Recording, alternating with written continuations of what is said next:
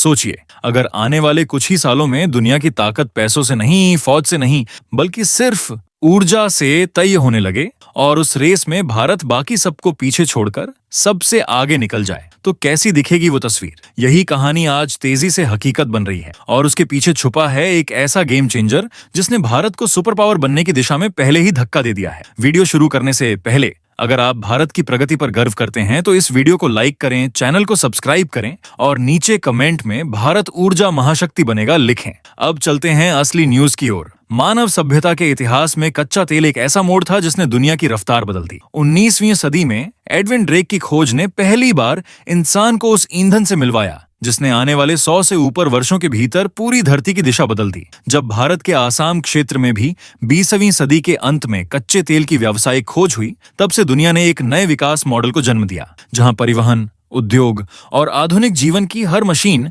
इसी ईंधन से चलने लगी। इससे पहले इंसान जहां धीमी रफ्तार वाली जिंदगी जी रहा था, वहीं इस ईंधन ने जहाज, मोटर गाड़ी और हवाई जहाज जैसी तकनीकों को गति दी। मोम, टार और अनगिनत औद्योगिक पदार्थों ने मिलकर इंसानी सभ्यता को एक नई छलांग दी। लेकिन जैसे जैसे समय बदल रहा है, दुनिया का सवाल भी बदल गया है। जब कच्चे तेल का उपयोग घटेगा, जब धरती स्वच्छ ऊर्जा की ओर बढ़ेगी, तब अगला कच्चा तेल कौन बनेगा? और इस सवाल का जवाब है बिजली। आने वाले युग में हर वाहन, हर उद्योग और हर तकनीक बिजली पर चलेगी और जिसे सस्ती, साफ और विशाल मात्रा में बिजली बनानी आएगी, उसके हाथ में दुनिया की असल ताकत होगी। यही वजह है कि अमेरिका, चीन और भारत के बीच बिजली उत्पादन को लेकर एक शांत लेकिन बेहद जबरदस्त रेस चल रही है। कई लोग मानते हैं कि भारत में अभी भी कुछ इलाकों में पूरे दिन बिजली नहीं मिलती, लेकिन यह अधूरा सच है। असल कहानी यह है कि भारत पिछले कुछ वर्षों में इतने बड़े स्तर के डैम, पावर प्रोजेक्ट और न्यूक्लियर रिएक्टर बना रहा है कि आने वाले दशक में यह दुनिया का दूसरा सबसे बड़ा और सबसे सस्ता बिजली उत्पादक बन सकता है। भारत ने बहुत पहले समझ लिया था कि भविष्य बिजली का है, इसलिए पिछले कई वर्षों से ऊर्जा से जुड़े मेगा प्रोजेक्ट लगातार आकार ले रहे हैं और देश तेजी से ऊर्जा स्वतंत्रता की ओर बढ़ रहा है। लेकिन यहाँ एक महत्वपूर्ण चुनौती सामने आती है। सस्ती बिजली कैसे बने? नदियां सीमित हैं, कोयले पर निर्भरता घट रही है और जलवायु संकट हमें पारंपरिक तरीकों से दूर जाने पर मजबूर करता है। ऐसे में बचता है एक रास्ता, न्यूक्लियर पावर। ये कम जगह में भी भारी मात्रा में बिजली दे सकता है, वह भी बेहद सस्ती दरों पर। यही कारण है कि भारत न्यूक्लियर रिएक्टरों में तेजी से निवेश कर रहा है, क्योंकि भविष्य का असली ईंधन यही है। लेकिन न्यूक्लियर ऊर्जा भी एक चीज पर निर्भर करती है, यूरेनियम। और दुनिया में भारत के पास यूरेनियम का भंडार सीमित है। यहीं से शुरू होती है उस मेगा डील की कहानी जिसने भारत को सीधा ऊर्जा सुपर पावर की कतार में खड़ा कर दिया है। यूरेनियम की वैश्विक परिदृश्य को देखें तो इस क्षेत्र में कुछ ही देश निर्णायक भूमिका निभाते हैं। कजाकिस्तान, उज्बेकिस्तान और कनाडा, ये तीनों दुनिया के सबसे बड़े यूरेनियम उत्पादक माने जाते हैं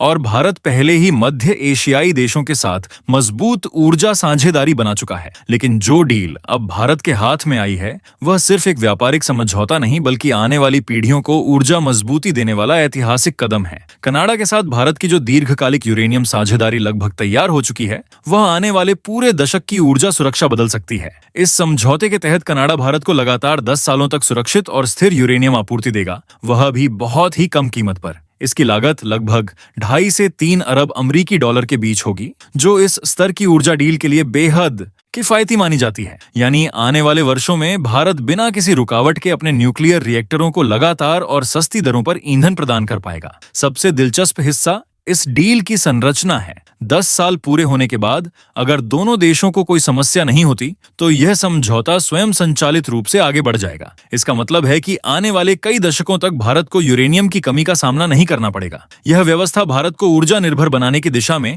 एक निर्णायक लाभ देती है। कई लोगों को आशंका होती है कि क्या भारत जैसे विशाल देश का ऊर्जा भविष्य किसी दूसरे राष्ट्र पर निर्भर रहने से कमजोर नहीं हो जाएगा? लेकिन यह आशंका उतनी वास्तविक नहीं, क्योंकि भारत के पास इस गेम में एक ऐसा तुरुप का पत्ता है जिसे दुनिया अनदेखा नहीं कर सकती। थोरियम। भारत की धरती में थोरियम का भंडार दुनिया में सबसे बड़ा है। अगर यूरेनियम हमारे पास सीमित मात्रा में है, तो थोरियम इसके बिल्कुल उलट अत्यधिक मात्रा में उपलब्ध है। भारत के पास यह रेडियोएक्टिव संसाधन इतना अधिक है कि यह सिर्फ अपने देश की ही नहीं, बल्कि दुनिया के सभी न्यूक्लियर प्लांट्स की जरूरतें अगले कई 100 वर्षों तक पूरा कर सकता है। यही संपत्ति भारत को ऊर्जा भविष्य में एक अद्वितीय बढ़त देती है। हालांकि थोरियम पर आधारित तकनीक अभी पूर्ण रूप से परिपक्व नहीं हुई है और सुरक्षित संचालन की क्षमता विकसित होने में अभी 2 दशक तक लग सकते हैं। लेकिन जिस दिन यह तकनीक व्यावहारिक रूप से तैयार हो जाएगी, भारत ऊर्जा जगत में वह स्थान हासिल कर लेगा जिसकी कल्पना भी दुनिया आज नहीं कर रही। लेकिन जब तक थोरियम टेक्नोलॉजी पूरी तरह तैयार होती है,